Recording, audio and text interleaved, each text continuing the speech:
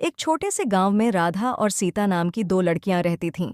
वे बचपन से ही गहरी दोस्त थीं और एक दूसरे के बिना एक दिन भी नहीं रह सकती थीं।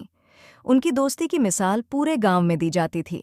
वे हमेशा एक दूसरे की मदद करतीं और हर सुख दुख में साथ खड़ी रहतीं। एक दिन गांव में एक बड़ा मेला लगा। मेले में एक जादूगर आया था जिसने घोषणा की कि वह एक रहस्यमयी पोटली लेकर आया है जिसमें बड़ी शक्ति है। लेकिन यह पोटली उसे ही मिलेगी जो सबसे ईमानदार और निष्ठावान होगा। गांव के सभी लोग उत्सुकता से इस प्रतियोगिता में भाग लेने के लिए तैयार हो गए। राधा और सीता ने भी सोचा कि वे इस प्रतियोगिता में भाग लेंगी। प्रतियोगिता शुरू हुई और जादूगर ने कुछ कठिन सवाल पूछे। सभी प्रतिभागियों ने अपने अपने जवाब दिए, लेकिन अंत में राधा और सीता ही बचे।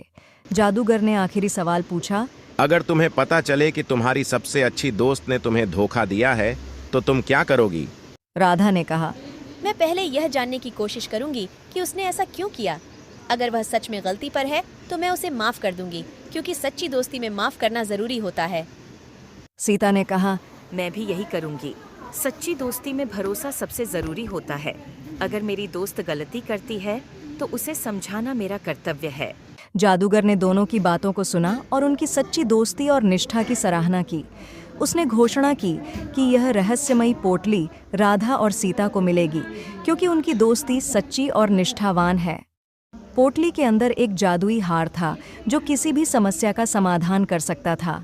राधा और सीता ने खुशी खुशी पोटली स्वीकार की और जादूगर का धन्यवाद किया। उनकी दोस्ती और मजबूत हो गई और वे हमेशा के लिए साथ रहीं। उन्होंने हार का इस्तेमाल कभी नहीं किया, क्योंकि उनकी दोस्ती ही उनके लिए सबसे बड़ा जादू था। इस कहानी से हमें यह सीख मिलती है कि सच्ची दोस्ती और विश्वास किसी भी जादू से बढ़कर है।